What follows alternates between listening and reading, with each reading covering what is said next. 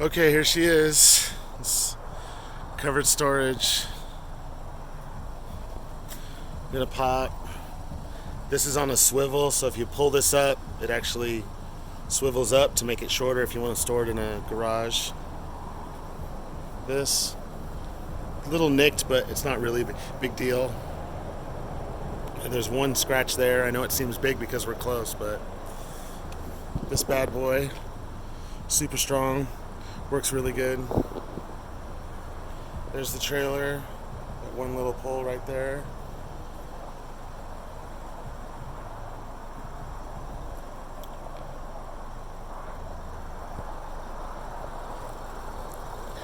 That's the new top I put on her.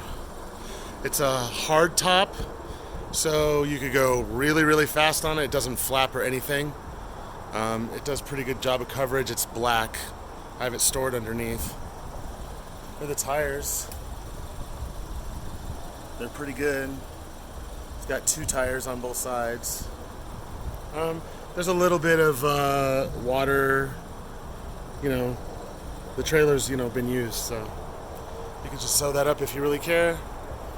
It has the pieces in the back, so when you're pulling the boat onto the trailer, it keeps it from, going off to the sides.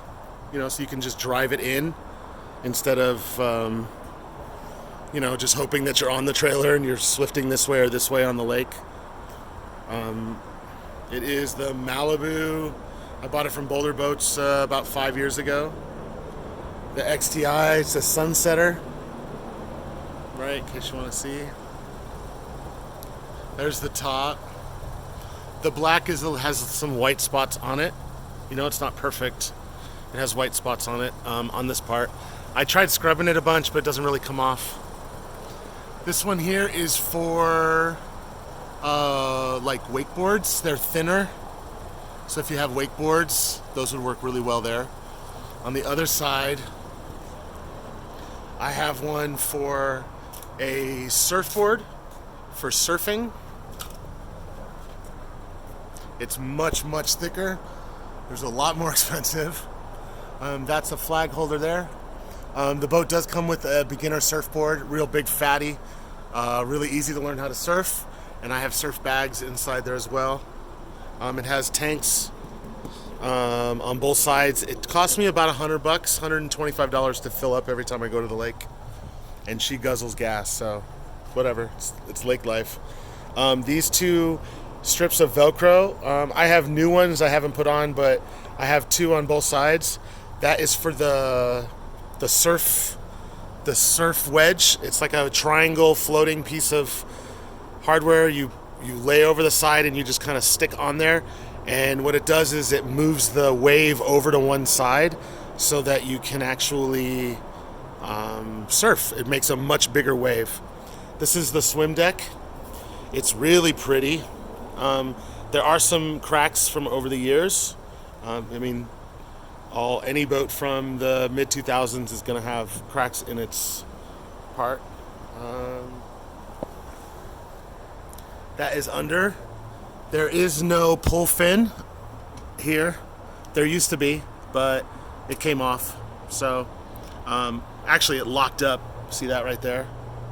But we didn't use it anyways. Whenever we did it, it didn't really help the surf. And it was manual, which is a pain in the butt. There is our beautiful 3-pop fin that I replaced about 3 years ago. She works really, really well. There's also underneath, there are 2 other fins that are connected to the boat. And then there's a center bunch of fins in the middle to help keep the boat stable when riding. If you want to take this swim deck off, you can just pull those little pins right there on both sides and the whole swim deck comes off, maybe for storage to make it shorter. Let's hop up on the boat. This is kind of going bad. It still works, but I think the sun has kind of ruined the button, like the outlay. But if you use it, it still works. It's just not pretty. Let's see. Here is the boat. There is the cover that tore in a windstorm this year, which kind of sucks. That is a hole for a table. There's a pole and a table inside there. to you can have lunches on here. That is supposed to be for a cooler, like you could put ice and stuff in there and it melts out, but it melts out in like 10 minutes. So I don't use it for that. I use it for ropes. There's lots of storage underneath. We do have, there's only I think one tear in all of this, and it's not really a tear. It's back here. This is just coming apart. And this is it though. So all of the other seats are in downright almost perfect condition. Oh wait, my bad, there's the other one. I knew there was a second one. So they're pretty good here. The speakers bump. That's my little thing. All of these come up. I have a little side area here for putting stuff. This is one of those flagpoles that you can actually put in here and ride. Here, let me put it in here for you. It doesn't come out when you ride. So you can slide that in there. If it's just two people going to the lake, it doesn't come out. So it holds pretty good. It's one of those nice ones. This is for, I guess if you are into low flat skiing, you could use this, but I never use this. There's the speakers. Hella dope. I use this one at the top.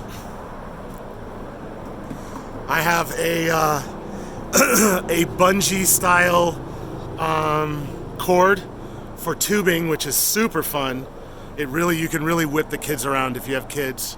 And then I have another one for surfing, for wake surfing or wakeboarding. That's just a solid one that works pretty good. This is the front area where it's kind of everyone's favorite place to sit.